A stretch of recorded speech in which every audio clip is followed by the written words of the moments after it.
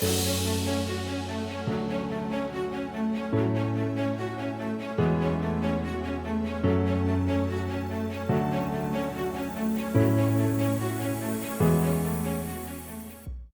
and welcome to episode 2 of Mountain Mindset. My name is Andrei Mandzuk. I'm a mental performance coach, professor of sports science, and the founder of Mzk Performance. This week I'm so excited to be joined by Cirrus Tan. Cirrus is a rock climber from New Zealand. She's the reigning national champion and an accomplished coach and trainer. During this conversation, Cirrus and I examine some of the strategies that she uses to maintain and enhance her confidence and motivation, particularly in the lead up to competitions. Cirrus was a really fantastic guest to have on the show, and I truly believe we can learn from all of her insights into self-care and self-compassion. On that note, let's dive into our conversation. Cirrus, thank you for joining us. Thank you for having me. So to kick us off here, are you able to just introduce yourself and tell us a little bit about your journey and kind of where that leads you to now?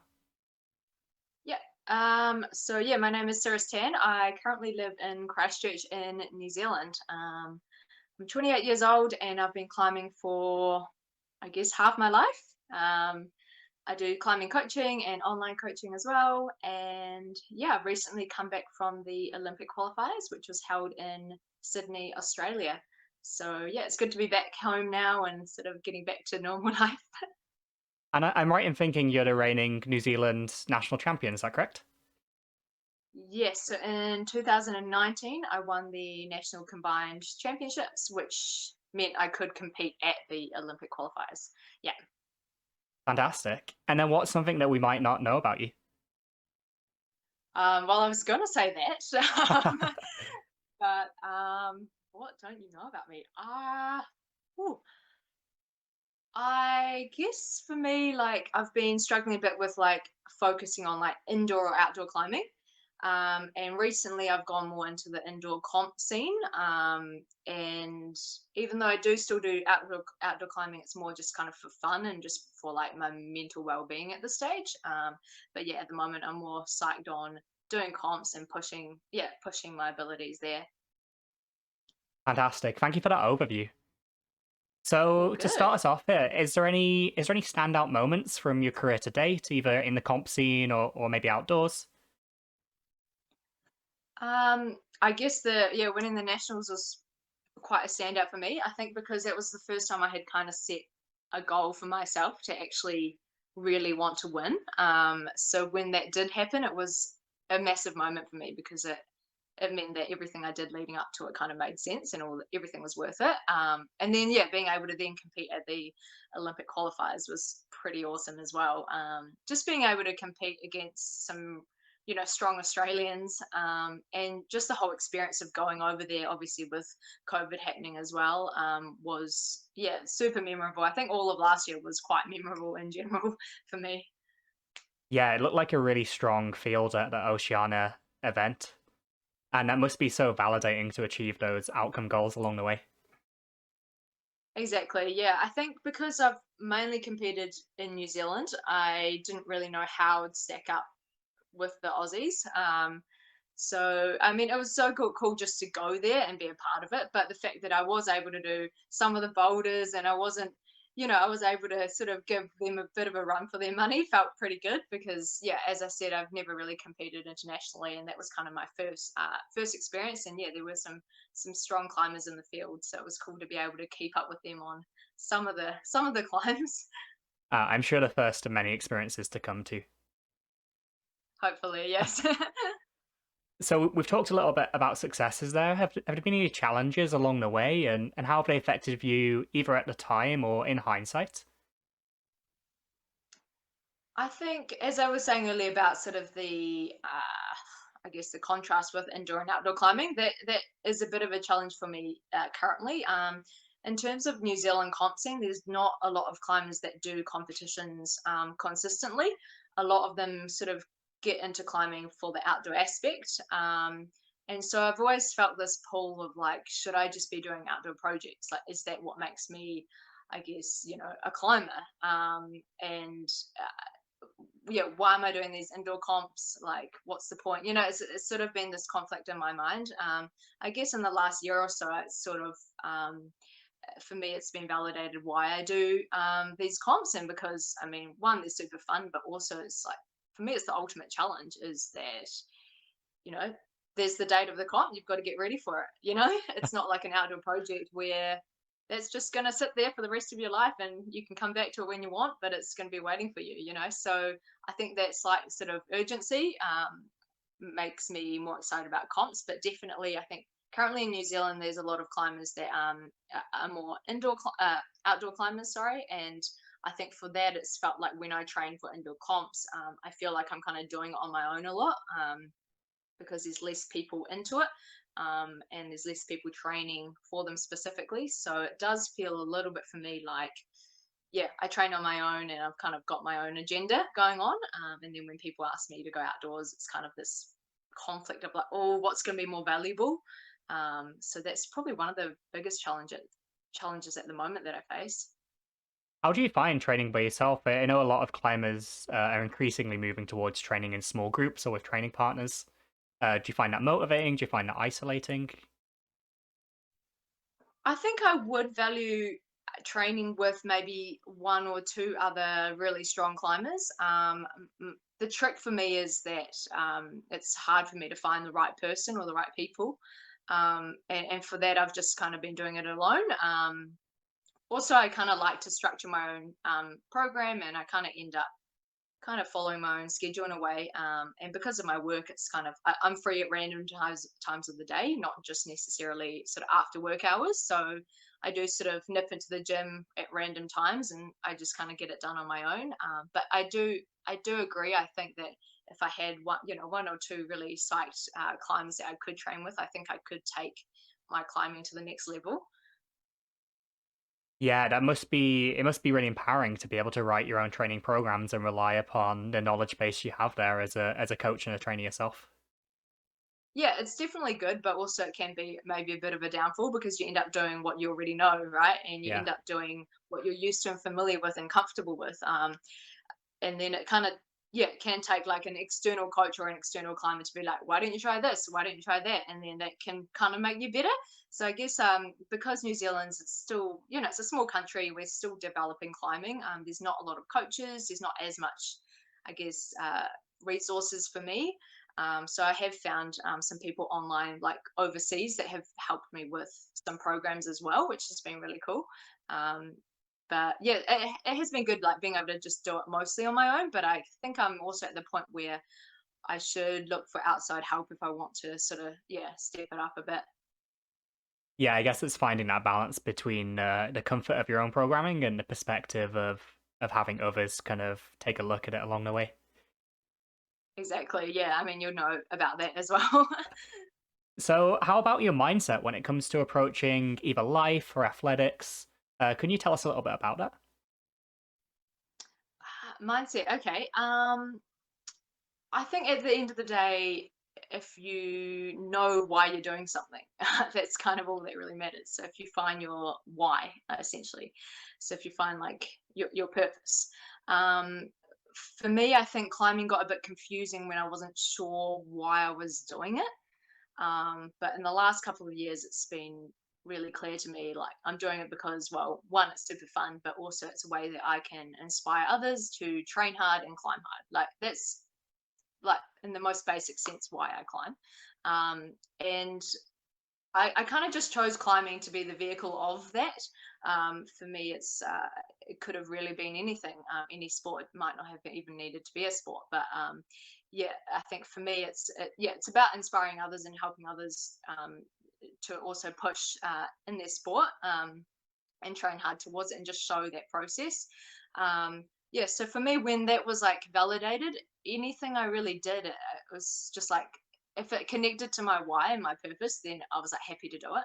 So that's what it brings back to like that outdoor indoor climbing thing I talked about. Like if me going to the gym and doing an hour of training is gonna sort of align with my purpose better than going outdoors and cragging all day or something like that, then that made sense for me. So I think it's kind of like, yeah, figure out why you're climbing if it's climbing that you're into, and make sure it's because you want to do it. It's like an internal reason.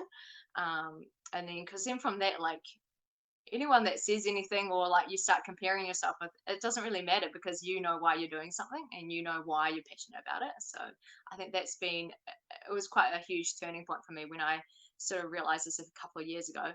Because then I've just stayed really confident in like all my decisions. So you mentioned that finding your why was a really big turning point. What was that process like? How did you go about doing that? I guess I just did a lot of like journaling at that moment, and I just quite simply wrote down, why do I climb? Listed everything. What do I like about it? What don't I like about it?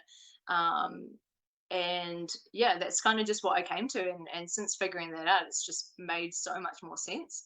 I don't climb because I want to push a certain grade or you know it's yeah, it is about like something I love, and secondly about inspiring others. And yeah, as I said, I've just used climbing to portray that.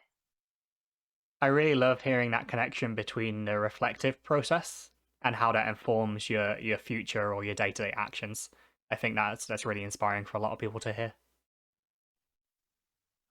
So how about when it comes to performance or even self-care and wellness? Are there any skills or strategies or tools you use to kind of better enhance your performance or better recover or take care of your kind of mind and your body outside of the performance realm? Yeah. um I guess what I was doing, so leading up to the nationals in 2019, I write a lot of stuff down. And what I was doing about 3 months before that comp was that I'll write down one thing in my journal that I did every day to get me closer to the goal. So, and it could be as like simple, like it could be a small thing, but as long as it made sense, that was all that really mattered. So what I would do is I would yeah, for 90 days I just wrote down one thing that I did to get me closer to the goal. And that just helps with my confidence, so not necessarily for like performance on the day, but it just meant like anytime I felt sort of like I wasn't strong enough to compete, or am I good enough to be a coach and tell people what to do if I'm not at a certain level. I would like look through this journal, and I would look through, you know, essentially 90 things that I had done to get me closer to the goal. At this time was to be the national champ. And that just gives you, yeah, a boost in confidence and makes you feel like you've done something every day to get you closer. It doesn't matter where you start, but that's essentially the process I was doing. So when it did come to comp day, I just like just before stepping out and climbing, I just like read through this journal and went, wow, I've done all these things like for me that's gotten me closer to, you know, to winning. And yeah, that just helped with my confidence. And it just means that you're not comparing yourself to what other people are doing.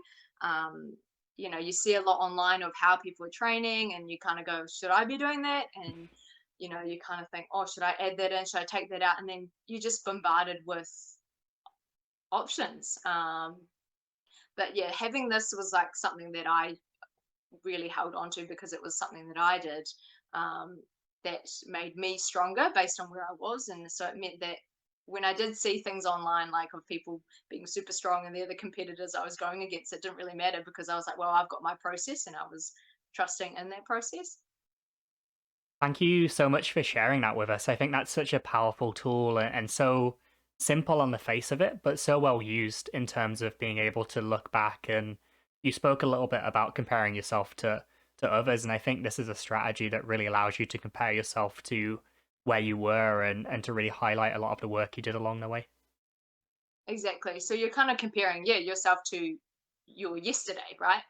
Which is way more useful to you than the other person that's been maybe climbing for 10 more years, or is just in a different stage of climbing or performance or whatever sport, you know. It's almost irrelevant what other people are doing. Use it to help you. But yeah, I think stick with your process, and as long as you're sort of stepping up, one day at a time, taking small steps, I think that will get you, yeah, closer to where you want to be. That must have been so uplifting. Was it always part of the plan that it's something you'd review come competition day, or was that more of a spur of the moment thing?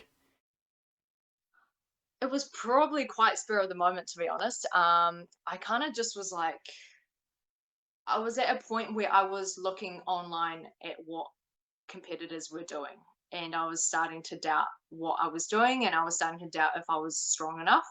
And so this was something that I was like, well, okay, look at where I'm at the moment and what's going to help me today. What's one thing I can do today that's going to help me get, slightly better, slightly stronger.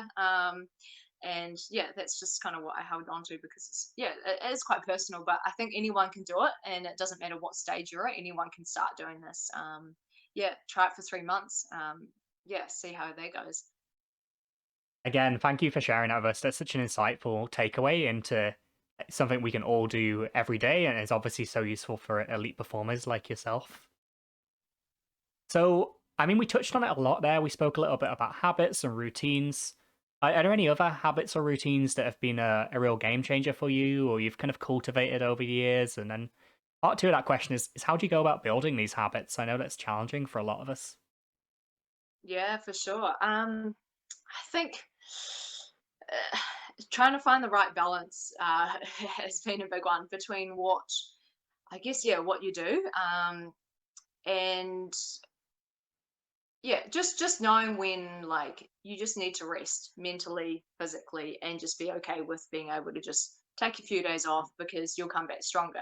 I think a lot of climbers and a lot of athletes kind of fear resting because they think they're going to lose anything that they've sort of gained over the years. But I think for me, the most valuable moments have been when I've taken maybe a week off and done something totally different and irrelevant and just kind of come back with sort of fresh eyes and fresh energy. Um, and, just because you've got in your schedule that you've got to train these days and you've got to climb these days, like just see how you're feeling in the moment because the best thing for you in that moment might actually not be to train. It might actually just be to just roll on a foam roller for half an hour, watch a movie, and then just get an early night. And for me, I'm usually quite a very like structured person. So I used to sort of just be like, no, but Monday's like handboarding day. I've got to do it, and I used to be very scheduled, and I used to just stick to a plan. And then I think now a couple of years ago, I kind of just started being a bit more, just listening to my body a bit more, and just going with what feels like my body needs, and if that's rest, it's rest. If it's and that's my same thoughts around food as well as about just what do I feel my body needs to sort of refuel and recharge, and that's what you need to do, I think. Yeah, so it's all well and good having a plan to train, but at the end of the day you've got to be adaptable on the day, and you've got to really think about what you need in the moment. It sounds to me like you do a really good job at kind of structuring your training and laying out this overarching plan, but also providing flexibility and kindness to yourself to listen to what you need on a day to day basis. And it Yeah, sounds like that came with maturity, right? That's something that we learn over the years. I think so. It's maturity and also learning, like, a couple of times when you get injured, it's kind of like, well, what have I been doing these last few months? Man, I've been going way too intense. Maybe I wasn't thinking about my sleep and nutrition, and I was just trying to train. And then, I was doing too much hangboarding, and that's why my fingers were sore. And, like, there's usually a reason why an injury comes about. And for me, I think a couple of injuries came about because maybe I was pushing it a bit too much. And my body was just kind of like, nope. So yeah, learning to just kind of ease the expectations. And even for me, outdoor climbing currently is just super fun, and it's actually really relaxing. And I've kind of gone to the point where I'm so happy to just walk to a crag and just not even look at the guide on what grade things are, and just be like, that looks fun, I'll just try it. Which has been so like liberating because you're not like, oh, this is a grade this, I've got to, you suddenly have expectations. Sure, if it's too hard, then maybe don't try it because you might hurt yourself. But just Saturday, just been, that's exactly what I did. I just walked up to the crag and thought that looks like a fun climb. I'll just give it a go, and I didn't have expectations. And that's I think I'm just being a bit more relaxed, a bit more fun, and adapting with how I'm feeling. I saw a quote on social media the other week from a track cyclist I follow, which said the races are won on the couch, and it was a picture of them recovering after a long session. I think I that's love kind of it. something I've been trying to keep in mind with a lot of athletes that I support over the last few weeks. It was a refreshing perspective, especially from an elite performer.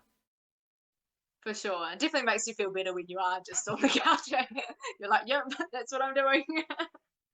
Totally. So, I mean, how much tracking do you do of your training? Do you kind of keep a regimented training log? Like, what does that process look like for you? Leading up to like a serious competition that I want to do really well, then yes, it's quite structured. It'll be maybe like a sort of 4 week blocks where I focus on different things. And then within each of those weeks, I would have probably written the sessions that I want to complete for that week. However, at the moment, I'm kind of in a bit of a relaxed, go with the flow state. I guess just with my experience, I know how I should be training and what I need to do if I want to train a certain way. So I'm at the moment not really following a program. I'm kind of just doing stuff at the moment that is like just going to keep my joints healthy, to be honest. Just kind of checking with the physio as well, just like how do I get my knees stronger? How do I get my shoulders stronger? Just to like build a better foundation because I don't want to just go straight into like some intense strength and power and I'm not feeling, stable in my joints. So at the moment, I'm just taking it really light. I'm doing mostly body weight exercises, a little bit of hangboard, but nothing intense, and then just enjoying like climbing really. So yeah, not much of a plan currently, but if I did have a serious comp coming up, I'll probably write a pretty detailed plan and stick with that. And it sounds to me like your background in strength and conditioning and personal training really plays dividends there when informing your practice on a day to day. Yeah, I think it's helped a lot because I think most climbers they just kind of get into climbing and then they do a lot of climbing, and then they do maybe a lot of hangboarding because it's specific to climbing. And what they tend to neglect is all the other major muscle groups, and how to strengthen your shoulders and legs and antagonists as well. And that's more just to prevent injury, but also helps you, I guess, climb harder and it makes you stronger. So I think my background in like PT and strength and conditioning has definitely helped with that because I can just walk into a normal gym and know what I'm doing, and know what muscle I want to strengthen and how I can strengthen that. And for me, it's helped me a lot because I'm quite hypermobile actually. So for me, like doing a bunch of stretching and yoga isn't very valuable, but doing strengthening around joints and in a wide range of movement, that's really helpful for me, and it translates really well for climbing. When I'm in awkward positions, which happens a lot, and I'm able to actually use my muscles to sit into awkward positions rather than pull my joints uncomfortably. So yeah, that my philosophy has usually been around strength, and I guess even if your climbing technique's amazing, if you just don't have the strength to actually stay on the wall and perform those technical moves, then you can't go that far. So yeah. So what I'm hearing there is that you kind of go after the low hanging fruit a little bit when it comes to training. So highlight these areas in your performance profile or your kind of makeup as an athlete where you might have room to gain and kind of focus on those areas. Is that kind of accurate? Yeah, exactly. Yeah. So you spoke a little bit about the New Zealand climbing scene, and we have some mutual friends around that. And you've spent some time in Canada. You've competed internationally. Is there anyone you've been inspired by along the way? Kind of, what did you learn from them, if so? I guess when I met some of these Australian climbers, it was pretty inspiring. Meeting like Oceana, who has the Olympic spot now, Tom O'Halloran, who's got the spot for the men's, Tom Farrell, and all these other climbers that I had seen online and watched like documentaries of, and then actually just like training with them the 2 weeks before the con. That was pretty cool because I could just like kind of see how they were feeling. In the end, it was all just like the big take home for me was that we're all human.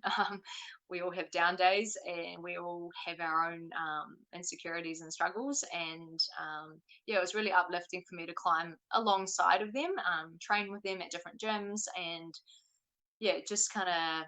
I guess just be around that scene because yeah, as I said in New Zealand, it's pretty small, and I don't get that much here on my own. So having that connection was pretty cool. But yeah, another climber that is in the States that I look up to a lot is Kyra Condi, actually. As we know, she's also got the Olympic spot. But yeah, she's similar to me in that we started a little bit older, sort of like in our teenage years. So we didn't get introduced to it as a kid when we were like 3 years old. So it means in a way that you are a little bit behind all these other kids, but at the same time, it shows that if you put in the effort and you train hard, like you can catch up and surpass them, which is cool because that's kind of similar with me. So yeah, it's nice to be able to resonate with an athlete like that. That must be really inspiring. And did I hear that you had an opportunity to train with your competitors at the Oceania Championships in the lead up in the 2 weeks beforehand? I think I saw some YouTube Yes. videos you produced on that too. Yeah, so I arrived in Sydney about maybe 2 or 3 weeks before the comp, because well, I just needed to train and I had done pretty much zero speed practice during lockdown because I don't live near a speed wall. Yeah, of course. Um, yeah, so it was just really cool to be able to go to different gyms with them and just kind of see where they were at, and it was fun to work on like similar moves with them and just like you know race against them on the speed wall, and that was all. Yeah, it was really fun for sure.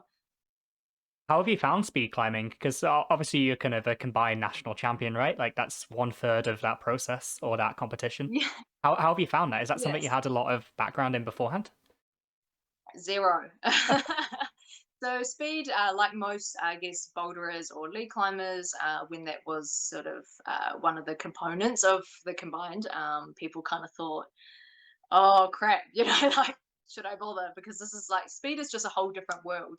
And I've basically just been doing bouldering and sport climbing for 12, 13 years, and then suddenly I've got to do this new thing, which felt like a new sport essentially, and I've got to compete in it, and it's a third of my result. And also, I was like the slowest, most static climber ever. Like, I just hated dynoing, I hated jumping. I just, yeah, it was it was very difficult for me to learn speed. But like once I embraced the challenge of being like a newbie again, I actually found it quite fun on some occasions. And also, it made me more dynamic for bouldering, and also made me feel like it's okay to fall a lot, which is cool because you fall a lot in speed, especially when you're just practicing, like learning initially, you just fall. Um, and it sort of taught me that it's okay to just really go for it. And if you fall, you fall, but it might pay off and you might actually get a good time.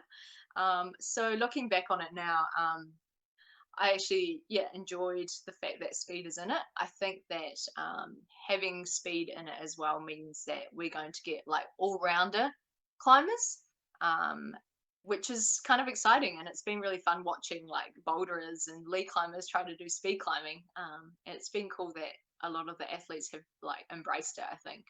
Um, but yeah, I definitely wouldn't consider myself a speed specialist after a little bit of experience. I think my bouldering and lead result in that comp definitely carried me through.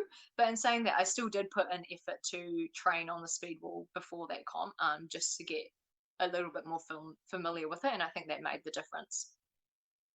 And it sounds like in hindsight, you got a lot of major takeaways from that experience, almost learning a new skill, like you said, a new sport when it comes to speed climbing. You mentioned that you found Yeah. it kind of fun and enjoyable. Why do you think that was? Why do you think it was so fun to do that? I think the fun thing about speed is, it's the one route and you've just got to do that fast. Like it's very simple. And it was fun being able to climb alongside these really strong like boulderers and sport climbers. And we were all just kind of at the same level with speed, because it was like a new thing. So it was fun because at the start, it took me like 40 seconds. And then the next time I tried it, it was like 30 seconds. And that initial process of getting good at something was quite exciting. Um, and just working out like the right beta and yeah, it is a bit repetitive, I guess, but it was, yeah, I think it was kind of entertaining, and I think I did embrace it in the end, and I think that I think all climbers should just give it a go just to be like, I've tried a speed climb. Well, props for embracing it. Have you tried it? Yeah, we have a speed route, a couple of gyms here, but the Richmond Oval just to put up a new kind of speed section of the facility. I'm the same as you, very static, very slow. It's a real crawl up the route, but I can see Yeah. how, and this is something I hear from you. I can see how addicting it can be to see that progress. Obviously, after Yeah. you've been climbing for 15, 20 years, after all of that time, we very rarely see that progress in other elements of our sport, right? It's like you don't shave 10 seconds off your time, you know, relatively speaking, in another discipline. Exactly. Yeah.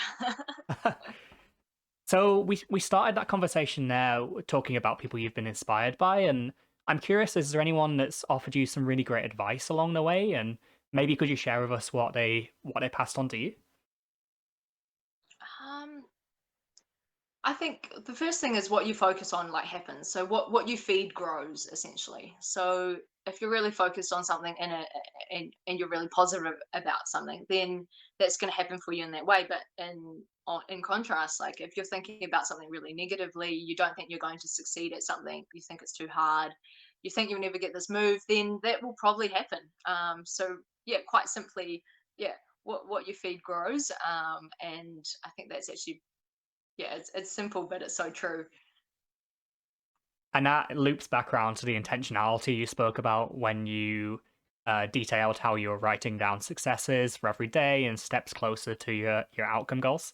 It seems like that's really in line with that intentional approach to performance. And I mean, I'm making assumptions here, but life outside of sport too.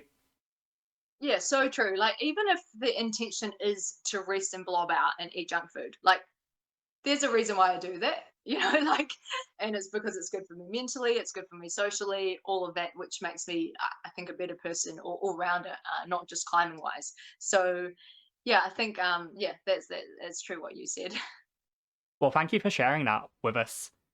So thinking back, we're really similar ages. We're in our late 20s, and thinking back to however much I hate saying that, but thinking back towards when you were a little bit younger, maybe kind of 10, 15, perhaps even 18, is there any advice you'd offer a younger Cirrus? Any kind of lessons you've learned along the way that you'd impart that wisdom back? Yeah. I think the interesting thing with me is that I never had climbing parents or family that were climbers. If anything, they actually didn't really support me climbing. I I had to beg to get driven to the climbing gym, once a week. And then once I was old enough to get a driver's license, I did, so I could drive myself to the climbing gym. And when I was young and I didn't feel that support, or the understanding of this passion that I had, I thought that that was a huge disadvantage because I saw all these friends that had been climbing since they were 5, and their parents were climbers, and they always would go out camping and outdoor trips and all of that. And I was kind of always a bit jealous, and I always thought, oh, I'm never going to be a good climber because I don't have that support and I don't have that network. But I guess as I got older, I actually see that a bit more as like a blessing in disguise because it meant that I continued climbing because I love it and there was no pressure around me doing it. If anything, it was like it was a bit of a barrier for me to do it. My parents saw it as quite dangerous and, like sketchy. So the fact that I'm still doing it today, and the way I started it was because I really loved it and I found a passion for it. So yeah, looking back on it now, I'm actually quite maybe grateful that I don't have a climbing family that forced me into it and had that expectation of, oh, you're going to be a really good climber because your parents climb. Because I didn't have that support.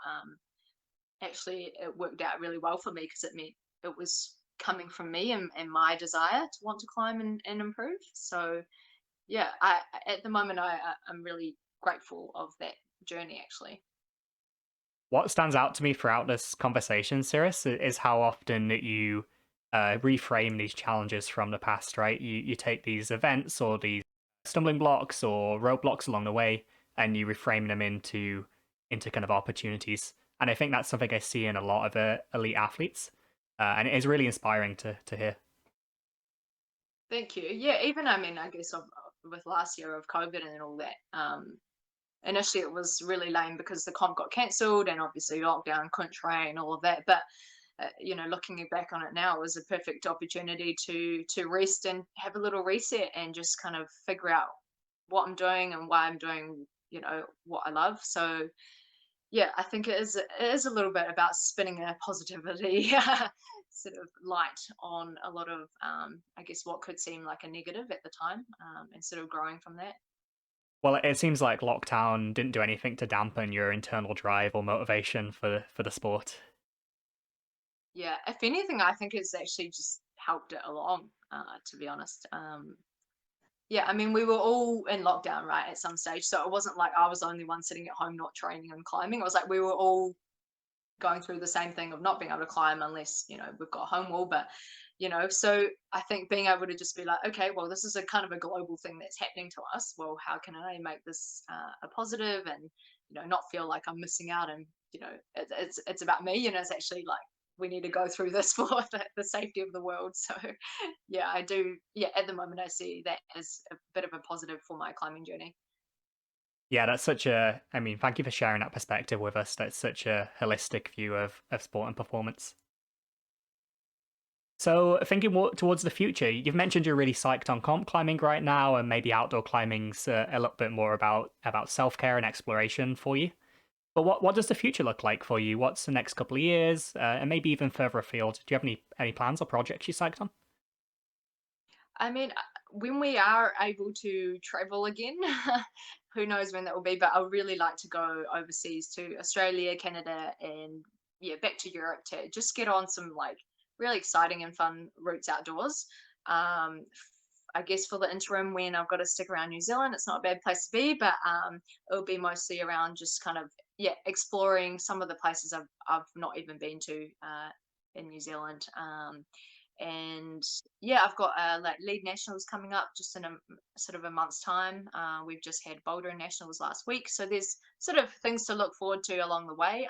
I'll probably uh, participate in most of those comps along the way, but big picture, I guess with everything that's happening, I'm not sort of committing to anything. But I'd love to travel and I'd love to go to some beautiful places to climb and just yeah, nothing specific that I really want to climb, but it's more just to explore a new place with the ability to be able to climb there. I'm sure all of us based not in New Zealand are jealous to hear that you've had competitions flowing in the last couple of weeks and the month upcoming. And we look Yeah, forward it to does welcoming you back in feel Canada. yeah, it does feel a bit weird having comps, and then I know a lot of the country is still in lockdown. We are really, really lucky here, so yeah, super grateful we can still climb and go to the gym. But yeah, I am excited to go to Canada again. Hopefully, you can show me some good spots. Totally, yeah. And then, so what's your support system look like? You've kind of mentioned some coaches along the way. You chatted a little bit about your parents. What's your support system look like? Is there anyone or any organization that you'd like to speak a little bit about? Currently MacPack, which is a New Zealand outdoor clothing brand, they support me a lot in what I do, which is awesome. Oxen as well is sort of my climbing shoe sponsor. But outside of that, it's just my climbing friends really. It's my clients as well. They're huge support for me. They push me to go to do these comps. Sometimes I feel, oh, sorry, I've got to leave for a few weeks, and they're like, go, like this is why we want to work with you. So that's cool being able to sort of either move some of my work online to be able to work remotely while I'm traveling and training to do what I love. That's been really cool support. Also, a couple of people I met in the UK earlier last year have helped with me with my training, and a few physios as well have helped as well because, as I said, New Zealand's pretty small and we don't have people that specialize in climbing specifically with like physio stuff. So it's been good to be able to sort of get on the Zoom chat with them and just be like, hey, what's happening with my finger? How do I how do I fix this? But yeah, Yeah, and I'm sure your clients and the people that you train really appreciate having you as part of their team as well. yeah, I think it's yeah, I think initially when I was traveling a bit, I thought, oh, they're gonna think I'm just never around and gonna, but actually I think they look at it in quite a different way. They actually think it's really cool that I'm doing what I like and they're inspired by it. So yeah, and they tell me to go, they're like, just do it. I'm like, okay. So yeah, it's cool having that support and knowing that yeah, that they want me to go. Well, Cirrus, thank you again for your time today. It's been wonderful to have this conversation. I really appreciate you offering your insights to myself and to our audience as well. Is there a main takeaway you'd like to leave us with? Any final words of advice?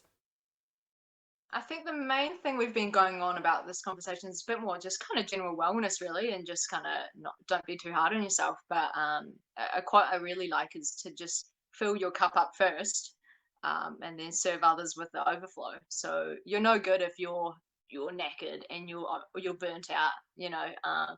Make sure you're looking after yourself mentally, physically, emotionally, doing what you need to do, and then from any overflow energy that you've got, then you can spread that around, and you're going to be way more inspiring to others. I've really appreciated that underarching theme of self care and self compassion throughout this conversation. And I think that speaks a lot to your development as an athlete as much as a coach or a trainer, too. Yeah, So, and I think like I'm in it for the long haul, like I want to be climbing when I'm 80 years old. So that's kind of my outlook is like, is this going to be good for me to be still climbing at that age? Because I love the sport. So I'm not sort of thinking, sort of short term. I'm thinking long term. And these are the things that I've put in place to be able to get me climbing basically till I'm old. yeah, that's a thank you again for sharing that perspective with us. That's so wonderful to hear from an elite athlete like yourself. So, where can people connect with you? I know you do some coaching, you train some clients, you produce some YouTube videos of your journey along the way, which are just like a really great insight into the competition scene and how that's been over the last couple of years.